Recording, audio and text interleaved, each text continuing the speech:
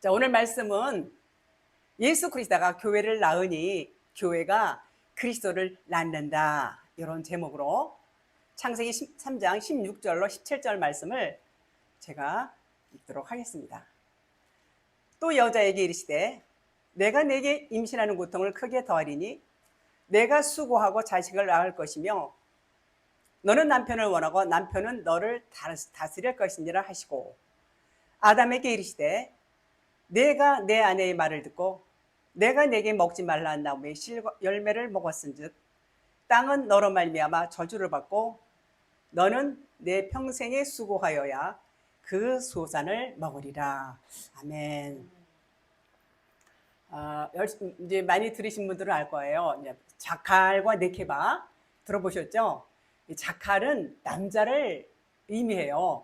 그래서 씨 또는 생명 또는 기업 이런 뜻이 있고, 네케바라고 하면 여자, 생명이 없다, 그릇이다, 이런 뜻이 있어요. 자, 우리 모두는 네케바예요. 씨가 없어요. 모든 인류는 씨가 없다는 얘기예요. 그래서 네케바라고 그래요. 또는 여자다 이렇게 말합니다. 자, 그래서 씨가 없는 네케바, 여러분과 저에게 생명을 주면, 우리 안에 생명이 들어오면 우리가 교회가 되는 거예요. 교회, 성전이 된다, 그 말입니다. 그러면 이제 우리가 씨가 있게 돼요. 우리가 씨가 있어요. 씨가 있으면 우리는 다시 생명을 낳을 수 있는 그런 요건이 충족이 되는 거예요. 즉 생명을 낳을 수 있는 것이죠. 아들을 낳는다 이렇게도 표현할 수 있어요. 그런데 그것은 예수 그리스도께서 죽으심과 십자가의 죽으심과 부활로서만이 가능하다, 그런 말입니다. 자, 이 자칼이 우리 안에 들어오면 이제 임신을 하게 돼요. 그 얘기는 이 말씀을 이제 우리가 이제 씨라고 그래요. 이 말씀을 이제 우리한테 들어오면 일단 임신이 되는 거예요. 진리가 들어오면. 그러니까 진리가 있고 율법이 있어요. 늘 말씀드리지만 율법에는 생명이 없다, 그런 말입니다.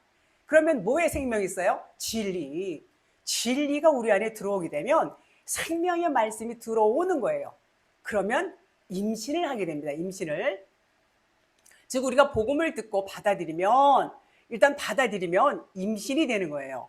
자, 임신, 이 복음을, 진리를 듣기 전에는 뭘 들었냐? 그 전에는 율법만 알았어요. 진리를 모를 땐 다 율법만 알아요. 율법만 알게 되면, 율법에는 생명이 없다고 말씀드렸어요. 그렇지만 그것을 모른단 말이에요. 그 율법에 생명이 있는 줄을 모르고 이게 너무너무 좋아, 이 율법 말씀이 너무 좋아, 그래서 이 율법 말씀이 최고야 라고 생각을 합니다, 처음에는. 그런데 이제 어느 순간에 신앙도 성장하고 이제 율법에 대해서도 많이 알고 이제 그러다 보면 어느 순간에 복음을 들을 수 있는 기회가 있어요. 그러다 보니까 깨닫는 겁니다. 깨달아요. 자, 깨달으면 이제 그때 말씀이 들어오는 거예요. 말씀이 들어오게 되면 그 기간이 오래 걸려요. 그 말씀이 들어와서 내 안에서 정말 그 말씀이 생명이 되기까지는 시간이 걸려요. 그것을 해산하는 수고의 고통이다, 이렇게 말해요. 이렇게 말해요. 그것을 다시 말해서 마리아라는 이름으로도 표현을 해요. 마리아라는 것 나중에 이제 또 말씀을 드릴게요. 자, 그래서 여기서 예수 그리스도와 우리와의 관계 속에서 임신하는 것과 또 자식을 낳는, 출산하는 것은 이제 이게 쭉 이렇게 말씀하시는 건데, 자식을 낳는다는 것은 아들을 벤이라고 그래요. 벤을 의미하는데 생명, 씨를 의미하고 있어요.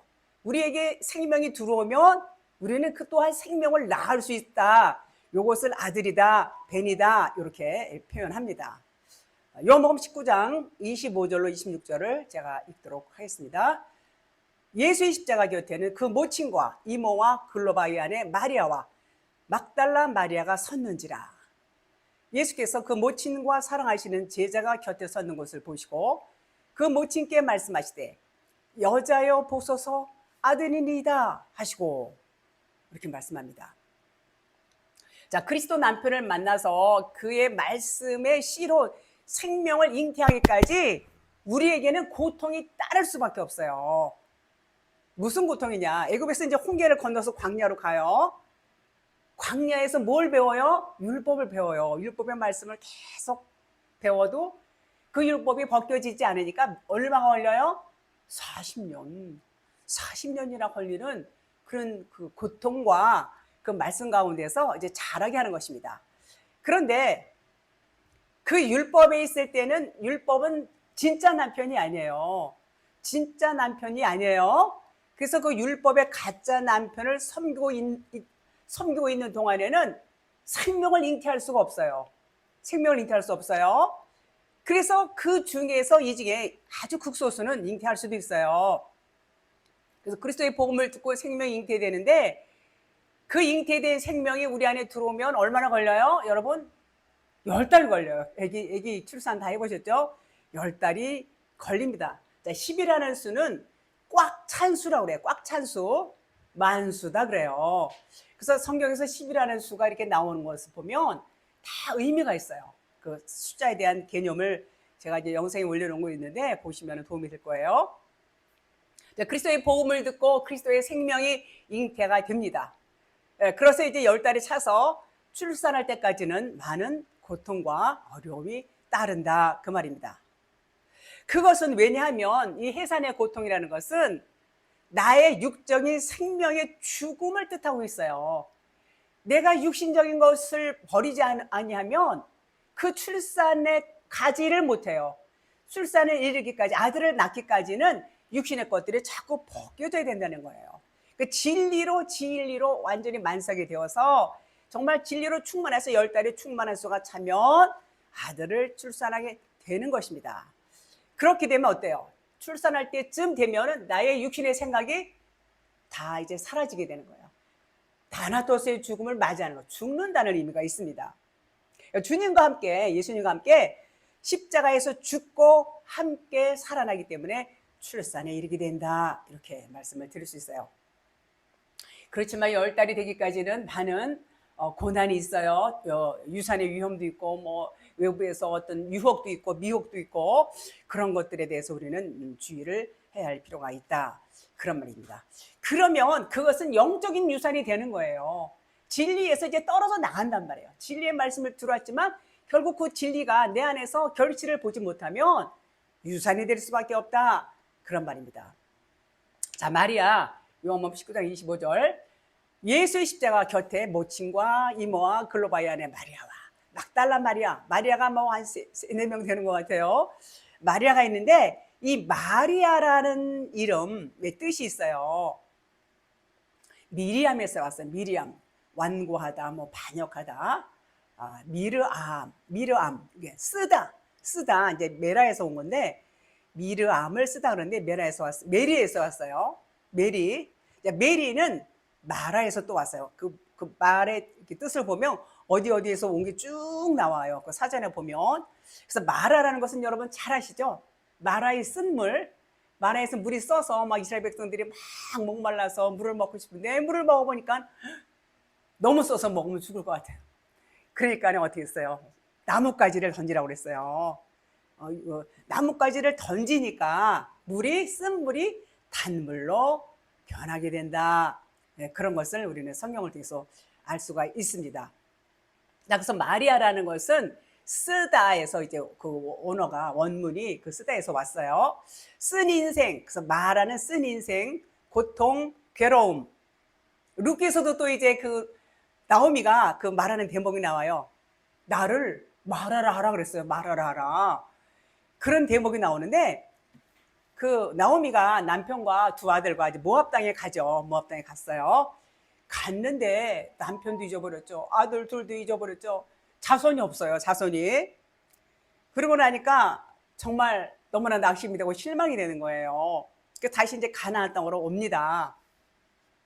그러니까 나오미는 자기 씨가 다 대가 끊기고 그 이스라엘 여인에게서 대가 끊긴다는 것은 가문의 저주로 생각을 해요. 가문의 저주. 그러니까 어땠어요? 막 시아버지한테 가서도 씨를 남기려고 그렇게 이제 하는 것을 보지 않습니까? 그러니까 나오미는 자신을 말하라고 했어요. 나는 쓰디쓴 인생이다. 나는 자손이 없다. 그 마라, 그 나오미가 바로 누구냐면 이 여기서 이제 비유로 보여주는 거예요. 보아스는 여기서 이제 뭐로 나오면 예수 그리스도의 모형이에요.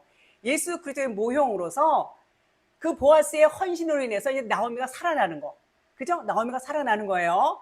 나오미가 이게 기업을 받게 됩니다. 누굴 통해서? 룻을 통해서. 며느리, 그 착한 며느리 룻을 통해서 이 보아스한테서 이제 그 기업 물을 자를 이제 얻게 됩니다. 그가 바로 다윗의 할아버지 오벳이라는 것을 여러분들도 잘 아실 것입니다. 자, 그것은 결국 하나님의 아들 그리스도를 낳는다. 이렇게 보시면 됩니다. 자, 이렇게 소망과 기대감이 전혀 없었던 나오미를 마라에 쓴 인생, 나는 인생이 써. 그래서 나를 말하라고 그래. 이렇게 말했어요. 그러나 이제 우리에게도 너무나 쓴 인생이 있지만 우리에게 누가 있어요?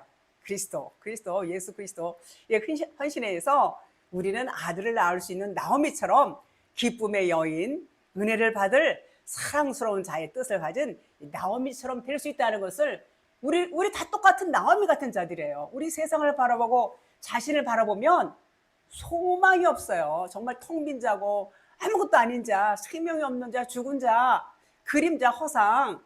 그랬는데 그리스도로 인해서, 그리스도 십자가의 죽음으로 인해서 그리스도 안에 있는 생명 성령에 의해서 우리가 이제는 정말 하나님 앞에 아들로서 우뚝 설 수 있는 그런 하나님의 은혜인 것이죠. 제록기 15장 23절, 마침내 그들이 마라를 이르렀는데 그곳에 물이 써서 마실 수 없으므로 그곳의 이름을 마라라 하였더라. 말씀드렸어요.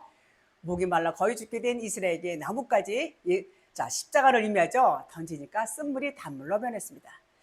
이것이 마리아에게 담겨 있는 거예요. 마리아를 설명하기 위해서 지금 서론이 길었어요. 쓰다는 것이 왔어요. 그 원어 거기서 왔어요. 마리아 3명이 등장하는데 이 마리아들이 구원받는 과정을 지금 보여주고 있는 것입니다.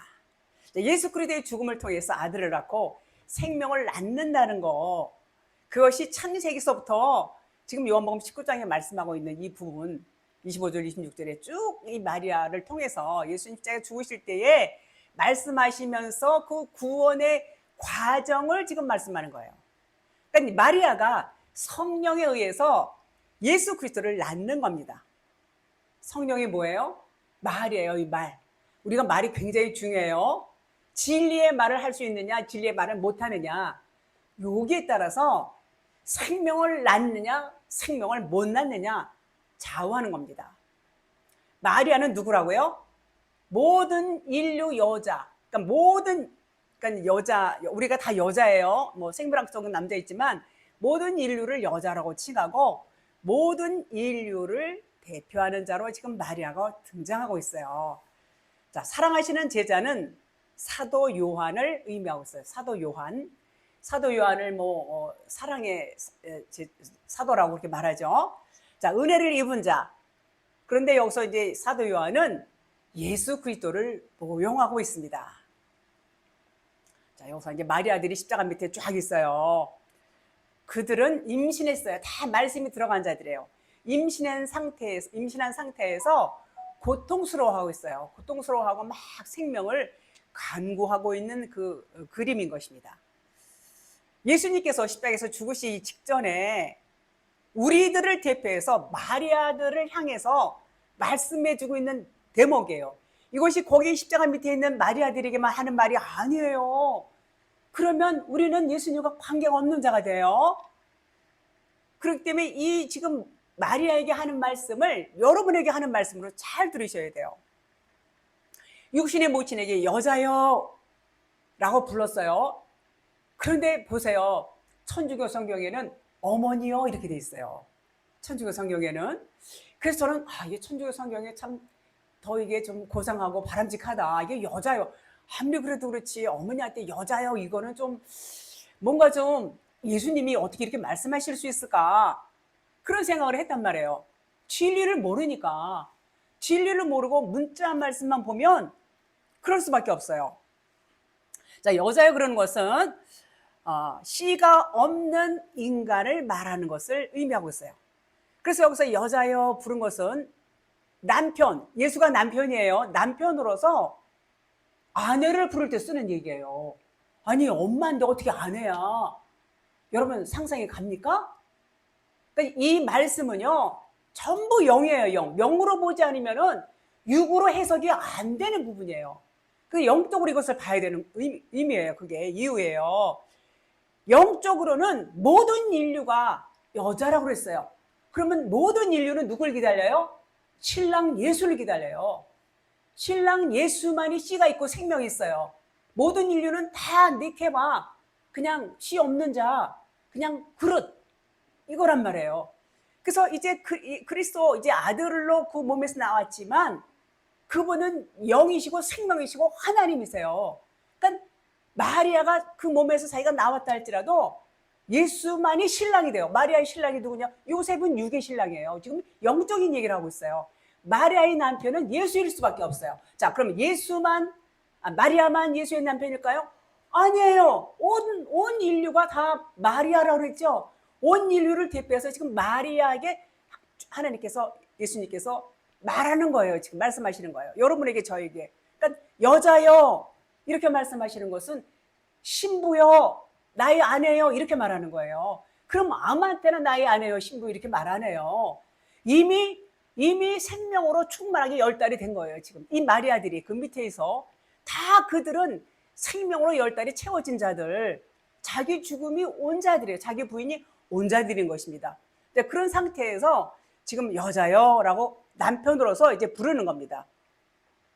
자, 창세기 3장 20절. 아담이 그의 아내의 이름을 하와라 불렀으니 그는 모든 산자의 어미가 됨이더라. 그러니까 산자의 어미는 마리아란 말이에요. 모든 산자의 어미, 지금 마리아가 지금 나오고 있어요. 이제 산자의 어머니는 아들을 낳을 수 있는 자를 의미해요. 어미는 아들을 낳을 수 있어요. 그래서 신부라고 부르는 것과 의미가 같아요. 누가요? 예수님이 마리아를 부를 때 산자의 어미 마리아를 여자요 이렇게 부르는 것은 신부요 라고 부르는 것과 같다, 그 말인 것입니다. 아들이라고 했는데 그 의미가 여기서 아들이니다 그랬어요. 그 아들은 사도 요한을 가르치고 있어요. 요한복음에서 요한이 자기 이름을 말하지 않으면서, 요한복음 전부 이제 좀 많이 썼죠. 예수님이 사랑하시는 자, 이렇게 간접적으로 표현을 하고 있어요. 요한복음 13장 23절. 제자들 가운데 한 사람, 곧 예수께서 사랑하시는 제자가, 이렇게 나와요. 이거 자기예요. 바로 예수의 품에 기대어 앉아 있었다, 이렇게 나오고 있습니다. 요한을 말하고 있어요. 본인이 이렇게 글을 썼어요. 자, 예수 품에 의지한 요한. 자, 요한의 이름의 뜻은 여호와의 은혜로 주신 사랑하는 자, 이런 뜻이 있어요. 자, 그러면 그게 하나님의 아들이라는 의미예요. 하나님의 아들인 예수 그리스도를 가리키고 있고요. 그것은 사도 요한 바로 자신을 의미하고 또한 예수 그리스도 자신을 가리키고 있다, 이렇게 볼 수 있습니다. 그래서 모친 마리아에게 여자여 하는 것은 내가 남편이고 너는 신부야. 그래서 내가 십자가에서 죽는 것은 너와 결혼하는 거야. 자, 십자가에서 결혼하는 거예요. 십자가 죽으실 때 우리 같이 죽어요. 그것이 혼인이고 그것이 합방이 되는 거예요. 내가 죽지 아니하면, 내가 십자가에서 죽지 아니하면 하나님과 합방할 수가 없어요. 같이 죽는 거예요. 그러면 신부가 되는 거예요. 그게 신부. 그래서 여자요, 이렇게 예수님이 모친 마리아에게 이제 부른 것입니다. 마리아와 예수 그리스도가 십자가에서 연합해서 죽어야 그 죽음이 죽으면 사랑이라고 하는 요한이 나오는 거예요. 태어나는 요한이. 사랑이라고 하는 요한 아들이 태어나는 거예요. 그것을 보여주는 거예요. 그 대목에서. 여자여 아들이니이다, 이렇게 말했어요. 요한에게. 저도 그게 쉽게 이해가 안 가서 굉장히 이렇게 묵상도 많이 하고 그랬어요. 그런데 예수님이 죽으심으로 인해서, 십자가에서 마리아랑 같이 죽으심으로 인해서 그에게 아들이 잉태가 돼요. 아들이 출산이 돼요. 그 출산하는 아들이 바로 여기서 사도 요한을 말하고 있어요. 사도 요한은 곧 그리스도를 또 의미하고도 있어요. 요한복음 19장 23절로 4절을 제가 읽겠습니다. 군인들이 예수를 십자가에 못 박고 그의 옷을 취하여 네 깃에 나누어 각각 한 깃씩 얻고 속옷도 취하니 속옷은 포지 아니하고 위에서부터 통으로 짠 것이라. 군인들이 서로 말하되 이것을 찢지 말고 누가 얻나 제비 뽑나 하니 제비 뽑자 하니 이는 성경에 그들이 내 옷을 나누고 내 옷을 제비 뽑나이다 한 것을 응하게 하람이더라. 군인들이 이런 일을 하고 이렇게 말씀하고 있습니다. 자, 여기서 이제 겉옷이라는 얘기 나와요. 겉옷. 겉옷은 예수님의 겉옷 진리를 말하고 있어요. 진리를 말하고 있어요. 그러면 왜 유독이 마리아라는 이름만 나오고 있을까요? 왜 여기서 마리아만 누구 불러봐야 뭐 전부 마리아만 한 서너 명 이상이 나오죠. 그것은 말씀드렸듯이 여자의 대표로 나오는 거예요. 마리아가. 그러니까 신랑 되시는 예수 그리스도의 이름으로 아들 낳는 자, 바로 그것이 신랑 되신 예수 그리스도의 이름으로 아들을 낳는단 말이에요. 누가요? 마리아가 여기서 마리아 어머니 마리아만 얘기하는 게 아니에요. 다 여기 마리아들을 말하고 있어요. 그래서 그 아들이 요한이다 그렇게 말하고 있어요. 그것은 네 진리가 되었다. 너희가 진리가 되었다. 그 말인 것입니다. 진리가 되어야 우리가 확실하게 진리가 되어야 진리의 아들을 낳을 수가 있어요. 그 증거가 바로 요한이다 그런 말인 것입니다. 그러니까 진리의 말씀으로 이제는 진리의 말씀으로 평생 동안 사는 것이 성도들의 삶이다. 이것을 보여주는 것입니다. 이것이 진리의 겉옷을 넘겨받고 신부가 되어서 언약의 성취자로 아들로 완성되는 모습을 보여주는 거예요. 아들로 완성된다는 것. 그렇습니다. 요한복음 3장 20절 예수의 제자 중 하나 곧 그의 사랑하시는 자가 예수의 품에 의지하여 누웠는지라 그랬어요. 요한은 여러 곳에서 예수님이 사랑하시는 자라는 것을 이렇게 표현을 했어요. 자기를 이렇게 표현을 했어요. 간접적으로. 왜 그런 표현을 썼을까? 요한은 말씀드렸듯이 여호와의 은혜라고 그랬어요. 여호와께서 은혜로 주신 자 하나님의 아들을 말하고 있는 거예요. 하나님의 아들 예수 그리스도를 여기서 모용을 하고 있어요. 여자여 보소서 아들입니다. 그 아들은 사도 요한 말씀드렸어요. 요한은 예수 그리스도 자신을 표현한 것이고 주님의 품에 의지하는 것은 예수님과 하나라는 거예요. 여기서 주목하실 것은 주님의 품에 이렇게 기댔다고 해서 이렇게 기대는 게 나오죠. 기대에 의지했어요. 그런데 다른 제자들도 많이 있어요. 근데 요한에게만 그가 사랑하시는 자라는 표현을 썼어요. 그것은 말씀드렸듯이 요한 자체가 예수 그리스도를 나타내고 있다. 그런 의미가 있는 것입니다. 그래서 요한은 요한일서, 2서, 3서 쭉 썼어요. 계시록까지 썼어요. 그래서 이제 그러면서 이제 사랑의 사도라고 별명을 얻게 되었죠. 자, 본문 16절 보겠습니다. 너는 남편을 원하고 태식화, 원한다는 것은 원문으로 태식화예요. 태식화, 다스리라. 남편을 원하고 사모하리다 그랬어요.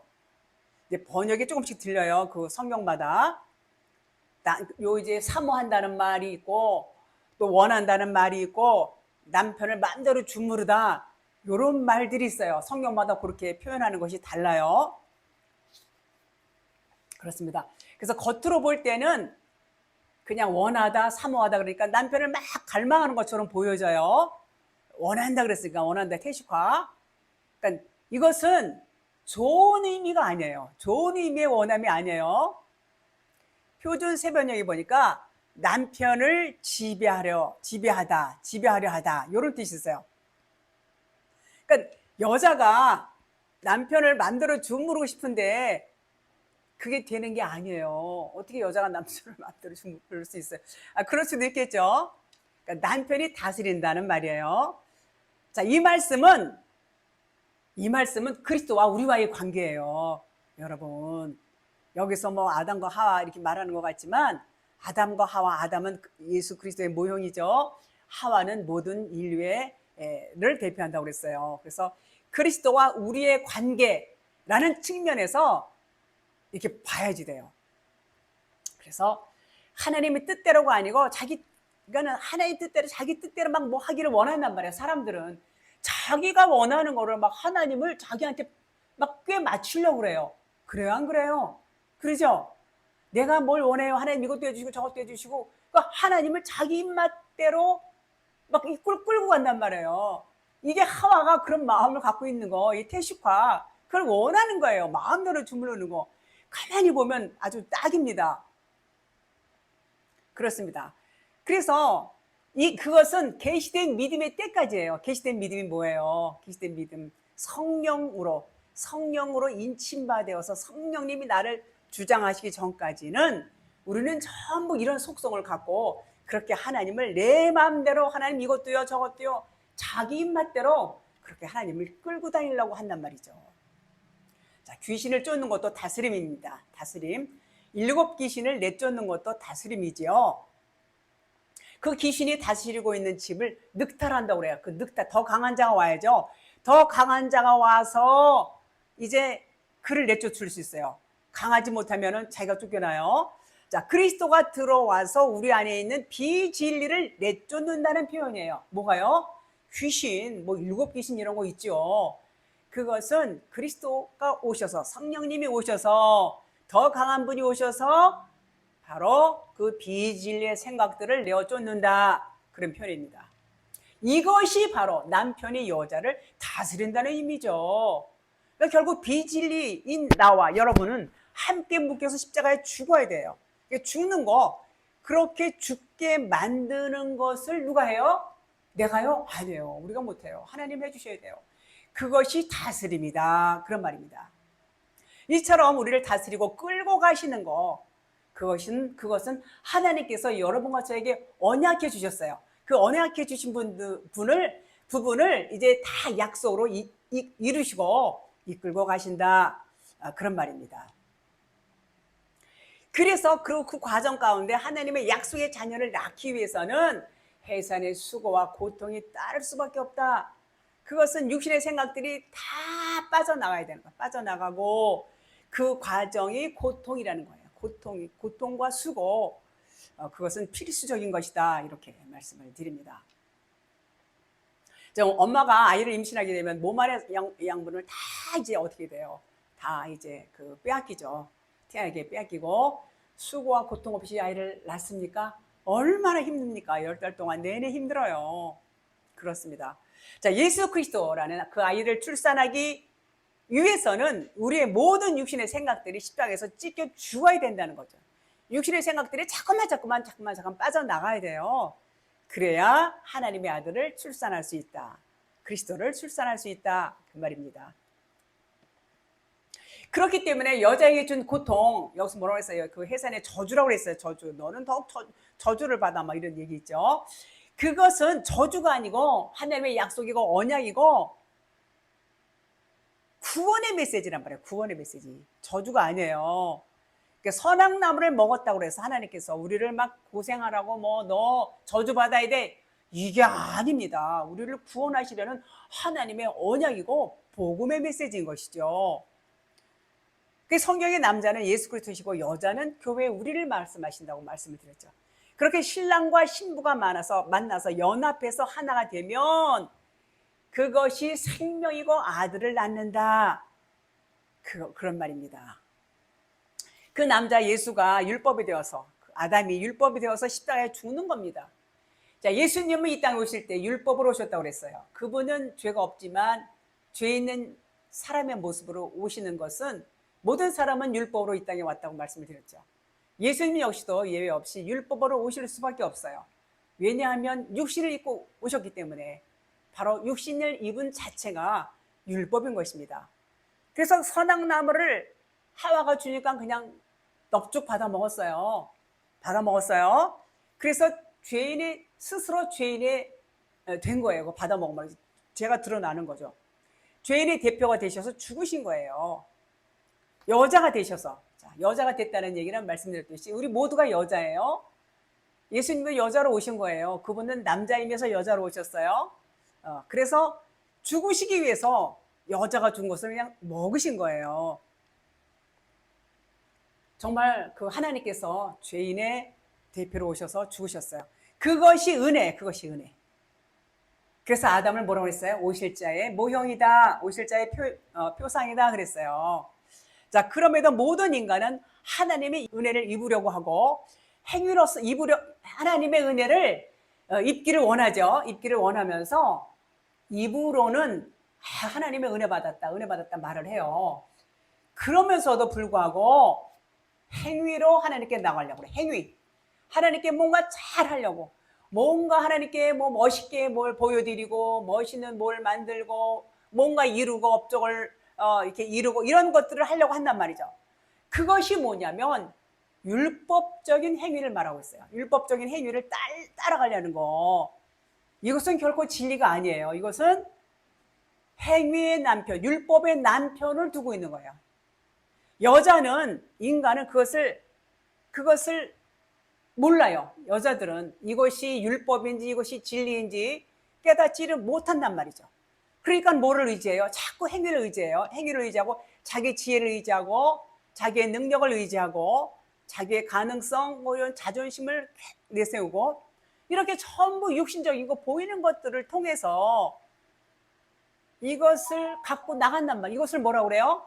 율법의 남편이라고 그래요. 율법의 남편. 이것은 바꿔야 돼요.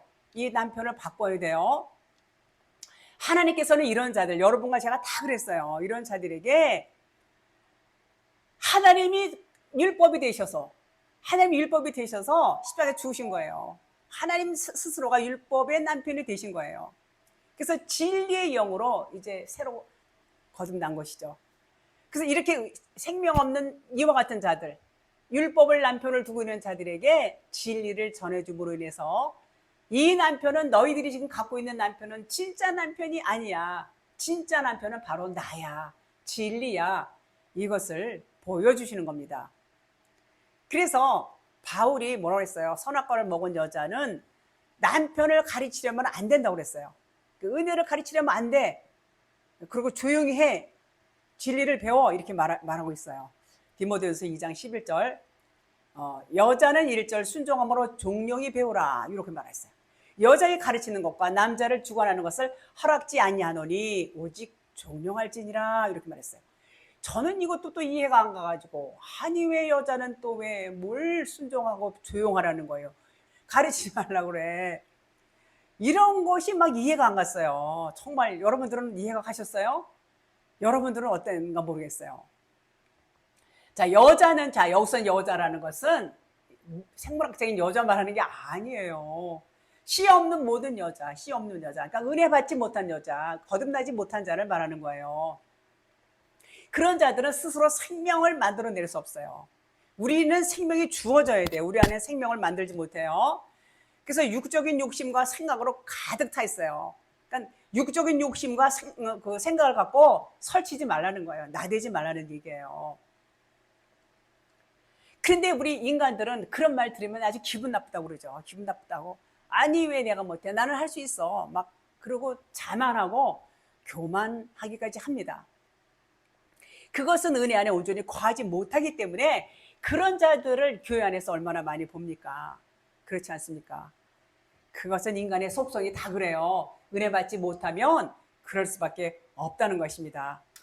그렇지만 자기를 죽이고 해산의 고통을 통해서 아들을 낳게 되면 그것이 저주가 아니고 축복이에요. 이제 거듭났고 새로 태어나는 것입니다. 자기 죽음이 이르는 거야, 출산할 때는. 그래서 남편을 사모하고 원하는 것도 이제 자기 방식대로 하려고 했지만 이제는 그것을 다 내려놓고 율법 안에 있던 것들을 다 내려놓고 이제 그리스도가 머리가 되어서, 그리스도가 나의 남편이 되어서 그리스도의 이끌림 받아서 사는 자들이 된다, 그 말인 것입니다. 창세기 3장 17절, 아담에게 이르시되 내가 내 아내의 말을 듣고 내가 내게 먹지 말라 한 나무의 실과를 먹었은즉 땅은 너로 말미암아 저주를 받고 너는 내 평생에 수고하여야 그 소산을 먹으리라. 본문 말씀. 땅은 여러분과 저를 말하고 있어요. 인류를 말하고 있어요. 아담이 하와가 건네준 선악과를 먹은 것은 하와가 지은 죄를 그냥 전가받은 거예요. 전가받은. 공범이 된 거예요. 공범이. 그 이유는 하와를 위해서 죽어주려고. 그것 때문에 우리라고 하는 땅이 저주를 받게 되는 겁니다. 만약에 아담 예수 그리스도가 여자의 죄를 대신 짊어지지 않았다면 나도 저주가 없다는 얘기가 돼요. 그런데 그렇지 않아요.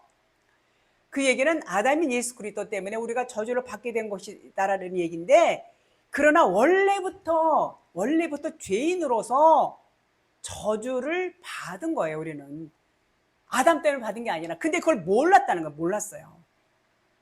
몰랐지만은 아담 때문에 우리가 죄인이 된 것은 아니지만 아담 때문에 죄라는 것을 알게 된 겁니다. 로마서 5장 13절 14절, 죄가 율법이 있기 전에도 세상에 있었으나 율법이 없을 때에는 죄를 죄로 여기지 아니하느니라 그랬어요. 그러나 아담으로부터 모세까지 아담의 범죄와 같은 죄를 짓지 아니한 자들 위에도 사망이 왕노릇하였더니 그랬어요. 아담은 오실자의 표상이라, 모형이다 그랬습니다. 자, 아담의 범죄라는 것은 율법인 선악과를 먹음으로 드러났어요. 그죠?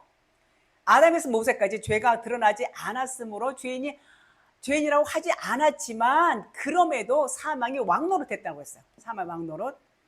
그 말은 죄가 드러나지 않았을 뿐이지 죄가 없다는 얘기는 아니에요. 다 죄 아래서 죄 짓고 살았다, 그런 얘기예요.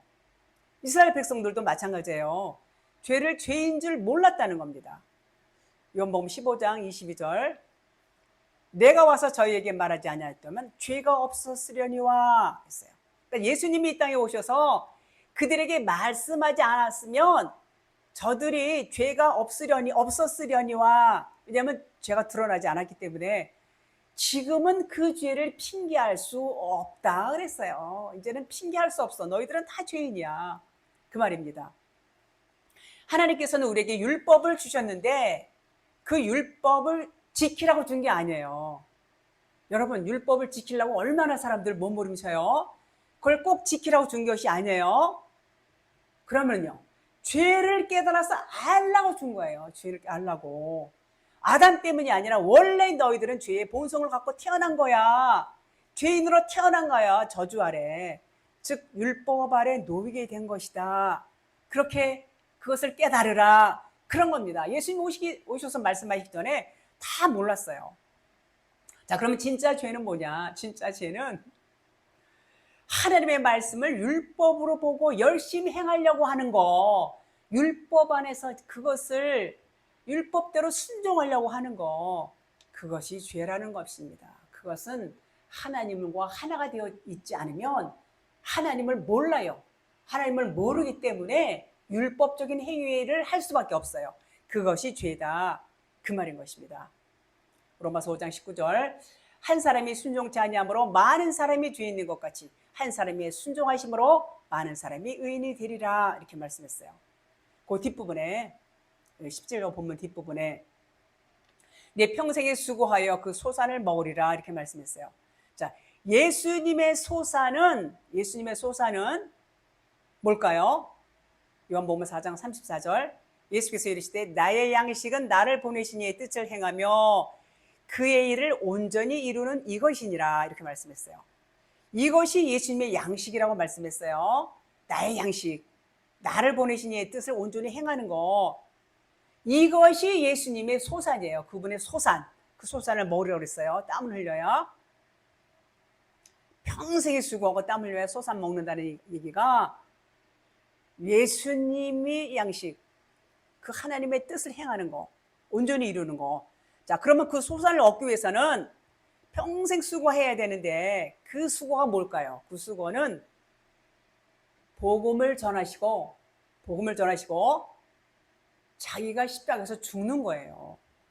율법을 완성하는 겁니다. 율법의 완성이 뭐라고 그랬어요? 사랑.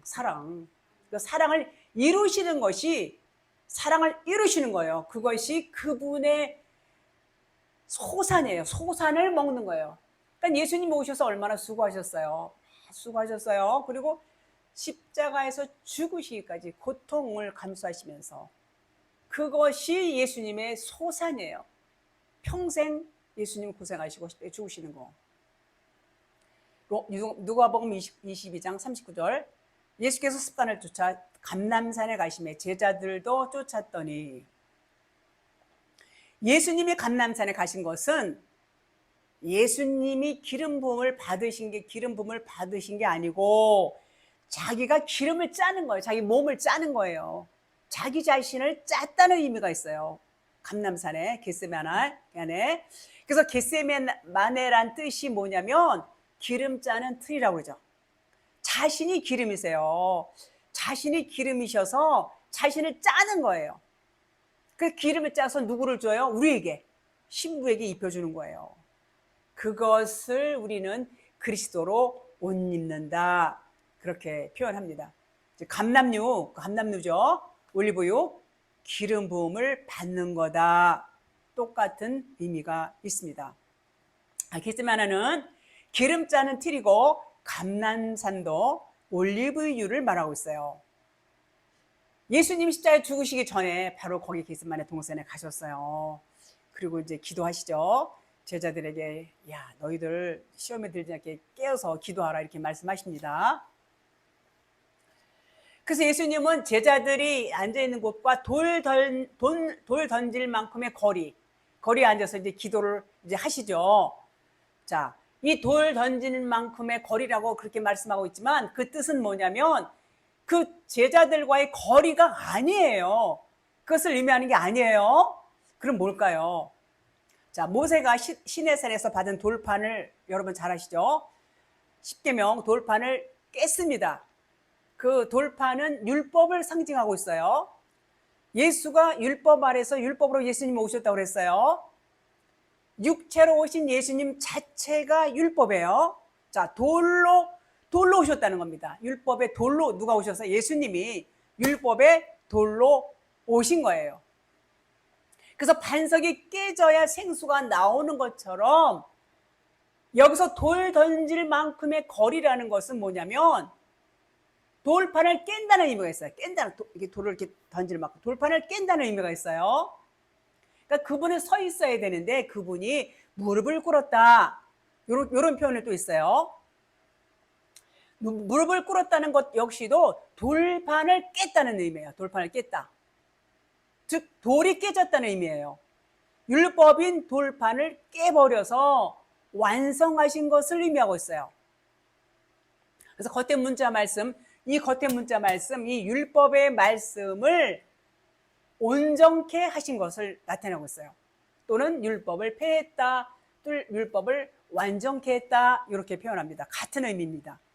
그 의미는 겉에 있는 돌판을 깨버리고 그 안에 있는 하나님 그리스도, 그러니까 그리스도가 성령님이 드러나는 것이 율법을 온전케 했다, 그런 의미인 것입니다. 돌판은 보이죠? 십계명 돌판은 보여요. 보이지만 진리의 성령님은 보이지 않습니다. 그렇습니다. 이와 같이 남자, 자칼이라고 했어요. 기억하다. 남자가 평생 수고해서 얻을 수 있는 소산이 뭐예요? 아들이에요. 아들. 하나님께서는 우리에게 그 아들을 낳게 하시겠다라고 우리에게 언약을 하셨고 그 언약을 이루어 가시는 겁니다. 그것은 이제 예수 그리스도께서 생명을 주시니까 교회를 낳는 거예요. 교회를 낳아주시니까 교회인 여러분과 제가 생명을 받으니까 다시 생명이신 그리스도를 낳는다, 아들을 낳는다, 그런 말입니다. 이것은 온전히 예수 그리스도의 죽으심과 부활로서만이 가능하다, 그런 말인 것입니다. 오늘 말씀은 여기까지 하겠습니다.